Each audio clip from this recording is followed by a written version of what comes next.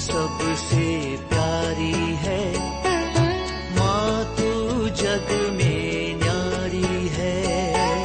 माँ तू सबसे प्यारी है, माँ तू जग में न्यारी है। अपने आंचल में रखना, अपने आंचल में रखना, हमें वरदानों से भरना। माँ तू सबसे प्यारी है, माँ तू जग में न्यारी है। माँ तू सबसे प्यारी है, माँ तू जग में न्यारी है। पिता, पुत्र और पवित्र आत्मा के नाम पर आमीन। आप सबों को जय यीशु। आज के इस क्लास में मैं उन लोगों को ढारस बताना चाहूँगा जो लोग सोचते हैं हम प्रार्थना करते जा रहा है लेकिन प्रार्थना का सुनवाई नहीं हो रहा है, जो मैं आग्रह कर रहा हूँ उसी प्रकार नहीं हो रहा है। इस प्रकार प्रभु में भरोसा नहीं, विश्वास की कमी आ गया, प्रार्थना में विश्वास नहीं, ना व्यक्तिगत प्रार्थना है, ना पारिवारिक प्रार्थना है, ना चर्च जाने में इंटरेस्ट है।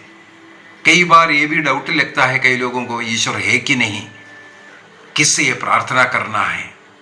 कई लोग अपने मनोकामनाओं की पूर्ति के लिए भटक रहा है। सत्य कलीसिया से जुड़ करके प्रभु का शरीर रक्त ग्रहण करने वाला था, जिस कलीसिया को प्रभु ईसा मसीह ने स्थापित किया, उस कलीसिया का अंग था।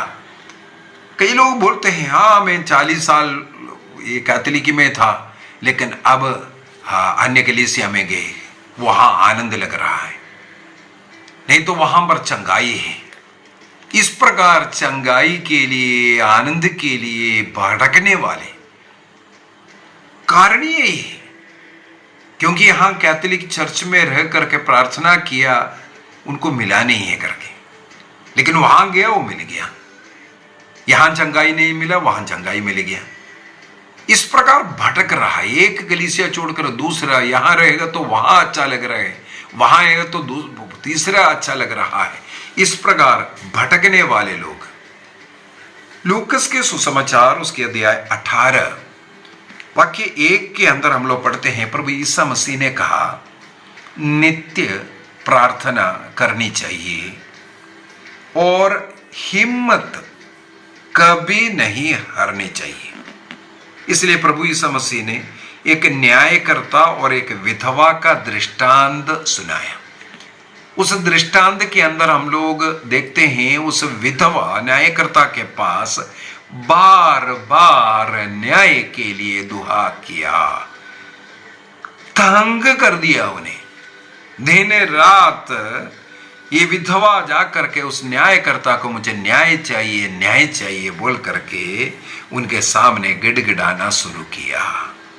लास्ट में ईसा मसीह ने इस दृष्टांत के द्वारा कहते हैं, एक कठोर हृदय वाला, अन्याय करने वाला वो न्यायकर्ता इस महिला को इसलिए न्याय दिया क्योंकि वो उनको दिन रात उनको कष्ट देता गया।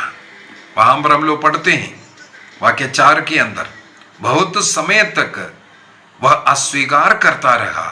बाद में उसने मन ही मन ये कहा, मैं ना तो ईश्वर से डरता और ना किसी की परवाह करता हूं, किंतु वह विधवा मुझे तंग करती है, इसलिए मैं उसके लिए न्याय की व्यवस्था करूंगा, जिससे वह बार बार आकर के मेरे नाक में दम ना करती रहे। यहां पर प्रभु ईसा मसीह कहते हैं, क्या ईश्वर अपने चुने हुए लोगों के लिए न्याय की व्यवस्था नहीं करेगा? जो दिन रात उसकी दुहाई देते रहते हैं, दिन रात प्रभु की दुहाई देते रहने वालों का न्याय का व्यवस्था क्या ईश्वर नहीं करेगा? प्रभु सवाल करते हैं। यदि हम बाइबल में देखें, कई ऐसा घटना प्रभु ईसा मसीह के साथ भी मिला, इसलिए मैंने टाइटल बनाया प्रभु ईसा मसीह को हराने वाली एक महिला के रूप। केवल एक नहीं, अनेकों का कहानी हमें मालूम है, विशेषकर जो कनानी स्त्री की जो कहानी है। कनानी स्त्री अपने बेटी के लिए मांग करते हुए ईसा मसीह के पीछे पीछे पीछे पीछे चल रहा है, लेकिन ईसा मसीह उनकी ओर ध्यान ही नहीं दिया। ईसा मसीह जानबूझ करके उनकी ओर ध्यान नहीं दिया। तब शिष्य लोग बोलने लगे, प्रभु आप नहीं देख रहा है, ये स्त्री कब से आपके पीछे चल करके आ रहा है, उनका कार्य समाप्त कर दो। वहां पर भी प्रभु ने ऐसा जवाब दिया, बच्चों का जो रोटी है पिल्लों को, कुत्तों को नहीं देना कर करके। लेकिन वहां पर भी वो स्त्री पीछे नहीं हटी, वो अपना विश्वास प्रभु पर जताते रही। वो कहती है, वो जो मेज से गिरने वाले चूर से भी पिल्ला अपना पेट भरते हैं। अपने को इस प्रकार विनम्र करते हुए ईसा मसीह की उस कथन के ऊपर वो अपने विश्वास को जता करके वहां पर कृपा आशीष प्राप्त करते हैं। ईसा मसीह को हराने वाली स्त्री के रूप में हम ये देख सकता है। पुराने विधान को अगर देखें, याकूब का जीवन अध्याय 32 के अंदर हमें मिलेगा। उत्पत्ति ग्रंथ उसके अध्याय 32 के अंदर हम लोग पढ़ते हैं, याकूब रात्रि भर एक स्वर्गदूत से भिड़ रहा था करके। स्वर्गदूत से भिड़ करके स्वर्गदूत को हराने वाले, ईश्वर को हराने वाले याकूब। इसलिए वहां पर याकूब को एक नया नाम मिला, क्योंकि वो ईश्वर से लड़ करके जीतने वाला है, इसलिए वो इस्राएल नाम उनको मिला। इस्राएल नाम मिलने का कारण यही है। इसी प्रकार बाइबल के अंदर अनेकों लोगों का विश्वास प्रार्थना के द्वारा, हिम्मत के द्वारा, पीछे ना हटने के कारण कई लोग सफल बने। इसका उदाहरण बाइबल हमें देते हैं। लेकिन विधवा को न्याय मिला, उस कनानी स्त्री को न्याय मिला, कृपा मिला, उनका जो जरूरत है वो पूर्ति हुआ, उनके बेटी चंगाई प्राप्त की। लेकिन हम में से अनेकों ऐसे लोग हैं, पता नहीं वर्षों से हम मांग कर रहा है, प्रार्थना कर रहा है, चाहे पढ़ाई के लिए, चाहे नौकरी के लिए, चाहे विवाह के लिए, चाहे संतानों के लिए, चाहे मकान के लिए, पता नहीं कितना कितना हमारा इस संसार के जो जरूरतों के लिए हम डिमांड करते रहते हैं। अनेकों को उसका पूर्ति नहीं होता। लेकिन बाइबल के अनुसार अगर देखें, कोई कोई व्यक्ति मांगते ही तुरंत, उदाहरण के लिए यीशु मसीह के क्रूस मृत्यु के समय पर, क्रूस पर बाया दाहिना 2 डाकू थे। इनमें से दाहिना डाकू ने प्रभु से कुछ निवेदन किया, एक प्रार्थना किया, तुरंत उनको उसका उत्तर मिल गया, तुरंत मिलने वाला। इस प्रकार हमारे जीवन में अनेकों ऐसे अवसर होगा जो हम प्रार्थना किया, तुरंत हमें मिल गया। और कुछ ऐसा अवसर भी है, हमने कुछ मांगा लेकिन मिला कुछ और है। हमें कुछ मांगा, कुछ नौकरी, एग्जाम्पल समझने के लिए हम सोचा, हाँ फलाना नौकरी हमारे लिए सबसे अच्छा है, फलाना जगह पर, हाँ घर के पास है, ऐसा ऐसा सोच करके। लेकिन हमें मिला कोई और नौकरी। आगे चल करके हमें पता चलता है जो पहले वाला जो हम आशा कर रहा था, उस नौकरी से फायदा वाला नौकरी ये था।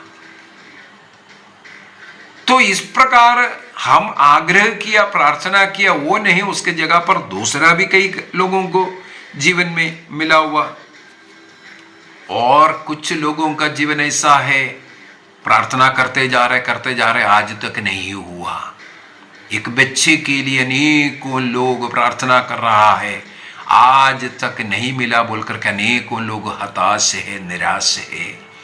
कई लोग विवाह नहीं हो रहा है, निराशा है, नौकरी नहीं है, निराशा में है। इस प्रकार अनेकों लोग हैं। यिर्मयाह का ग्रंथ अध्याय 29 वाक्य 11 से 14 तक आप कंठस्थ कीजिए, बार बार पढ़ना। वहां पर लिखा है, तुम्हारे लिए निर्धारित अपनी योजना मैं जानता हूं, तुम्हारी हित की योजना, अहित की नहीं, आशामय भविष्य की योजना।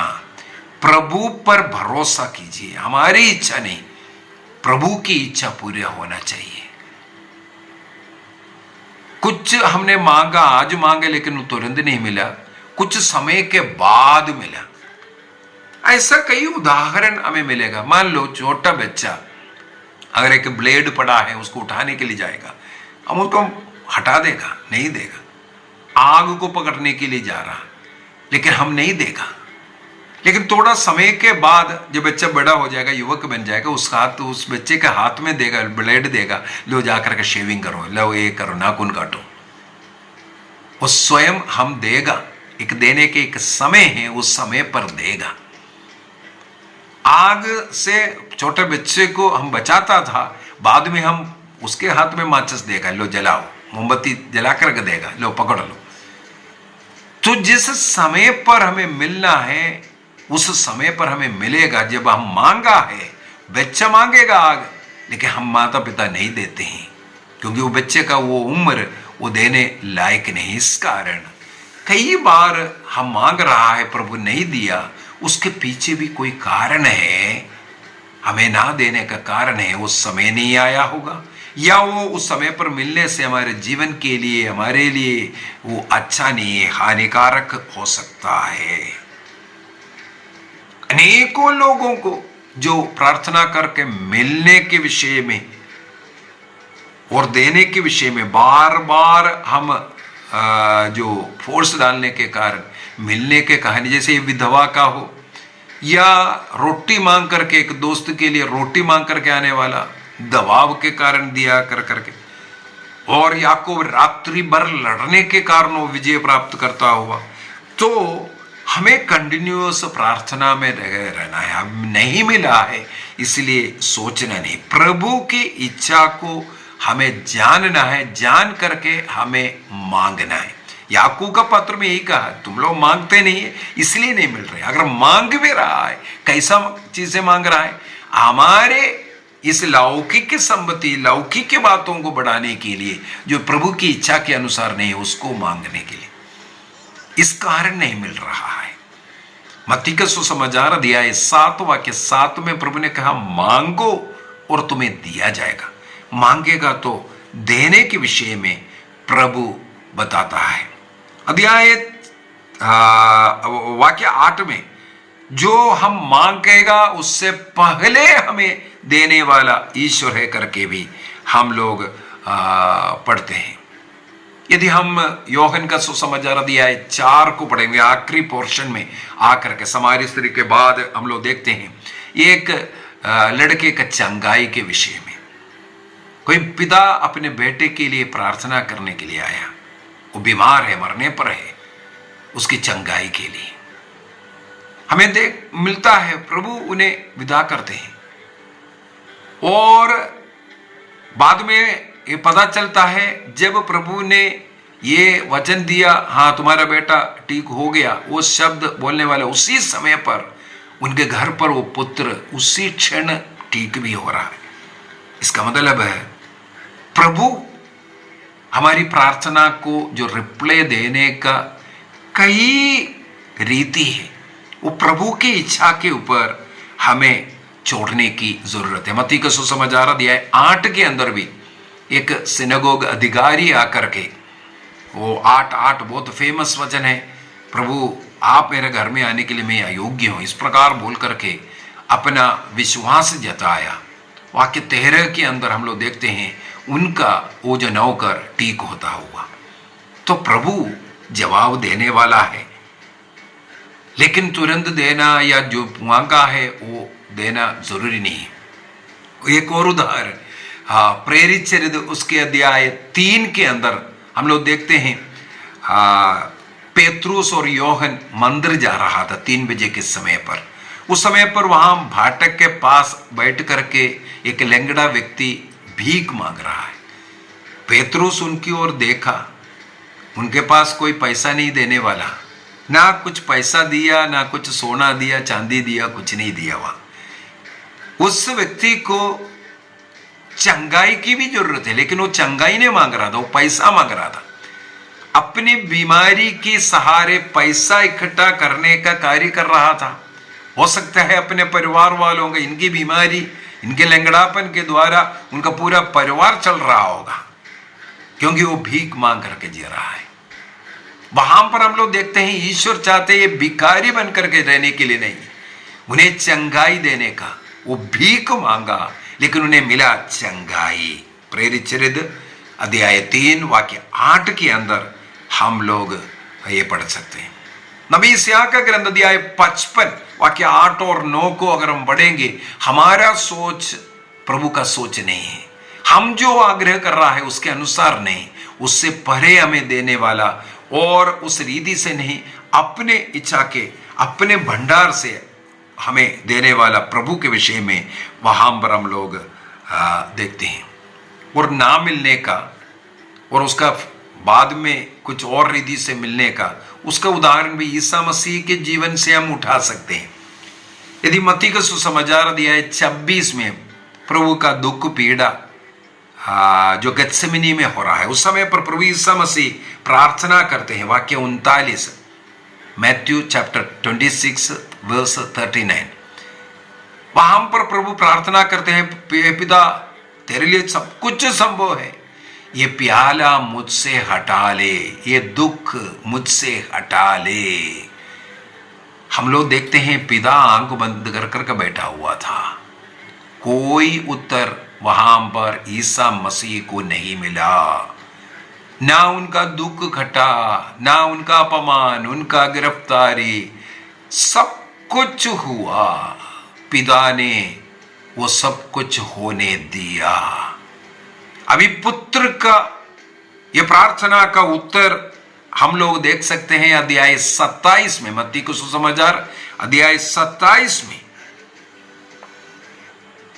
वहां पर सबसे पहले हम देखते हैं क्रूस पर, देखो क्रूस हटने के लिए, दुख हटने के लिए प्रार्थना किया, लेकिन उसका जवाब नहीं मिला। लास्ट में एक और प्रार्थना है, वाक्य 46 में, अध्याय 27 वाक्य 46 में, वहां पर ईसा मसीह उस क्रूस पर पिता से पूछते हैं, तूने मुझे क्यों त्याग दिया? मेरी प्रार्थना नहीं सुन रहा है, कोई जवाब नहीं मिल रहा है, मैं कष्ट झेल रहा हूं, क्यों मुझे त्याग दिया? इस प्रकार उनका मृत्यु भी हो रहा है।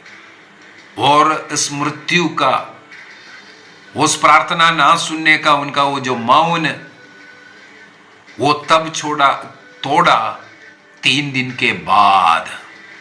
मृतकों में से ईसा मसीह को जिला करके पिता ने अपना छुप्पी तोड़ा। हमारे जीवन में भी इस प्रकार अनेकों अवसर हो सकता है, हमारी प्रार्थनाओं का जवाब नहीं मिल रहा है, चुप शांत, लेकिन हमें उस तीसरे दिन का इंतजार करने की जरूरत है। एक दिन समय पर प्रभु अपने छुप्पी तोड़ेगा, हमारी जरूरतों को पूरा करेगा। इसीलिए प्रभु में भरोसा करना है। लूकस का सुसमाचार अध्याय 18 वाक्य 1 में जैसे हम लोगों ने पढ़ा है, दिन रात निरंतर हमें प्रार्थना करते रहना है, भरोसा करना है। मिला या ना मिला, क्या मिला, कहाँ मिला, कब मिला, ये सब मत देखिए। यीशु और मुझे एक बन करके रहने की जरूरत है। निरंतर प्रभु की स्तुति करते जाइए, प्रभु को धन्यवाद देते जाइए। हमारे अपमान के लिए, हमारे जीवन में दुख है, कष्ट है, निराशा है, उसके लिए धन्यवाद देना शुरू कीजिए। वो हमें, जैसे कल मैंने एक क्लास लिया था, ये हमें एक मनोरोगी नहीं बना दे, बल्कि उस पराजय के लिए, उस अपमान के लिए प्रभु को धन्यवाद देना शुरू करो। दूसरे लोग हमारा भला बुरा कर रहा है, धन्यवाद दे जो, उस कार्य के लिए प्रभु की स्तुति करो। जो हम आशा करते हैं वो नहीं मिल रहा है, उसके लिए प्रभु को धन्यवाद दो। जितने भी दुख कष्ट पीड़ा है उसके लिए भी हमें धन्यवाद देना सीखना है। केवल जो हमें मिला उसके लिए नहीं, और मिलेगा ये विश्वास करते हुए और प्रभु पर पूर्ण रूप से भरोसा करते हुए हमें जीवन जीने की जरूरत है। आइए हम अपनी आंखें बंद करें। प्रभु हम सबों को मदद दे, शक्ति दे, आत्मा दे, प्रार्थना का एक जीवन, प्रभु में विश्वास भरोसा का एक जीवन जीने के लिए हमें कृपा मिले। जैसे हम आज मनन चिंतन किया, प्रभु से प्रार्थना करते वक्त हो सकता है तुरंत जवाब मिल गया, हो सकता है जवाब आज तक नहीं मिला, हो सकता है कुछ समय के बाद मिला है, ये जो मांगा वो नहीं दूसरा मिला। प्रभु हमारे भलाई जानता है, हमारे हित की बातें प्रभु जानते हैं, हमारे लिए एक आशा में भविष्य की बातें। इसलिए निराश नहीं, हताश नहीं होना। विशेषकर मैं निसंतान दंपतियों से आग्रह करूंगा,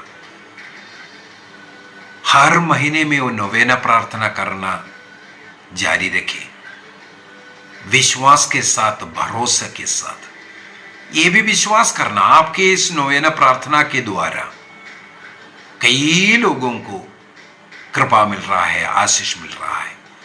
आपकी नोवेना प्रार्थना कहीं बेकार नहीं जा रहा है। आप अपने लिए बच्चा मांग रहा है, प्रभु किसी और को दे रहा होगा, उसके लिए भी धन्यवाद दीजिए।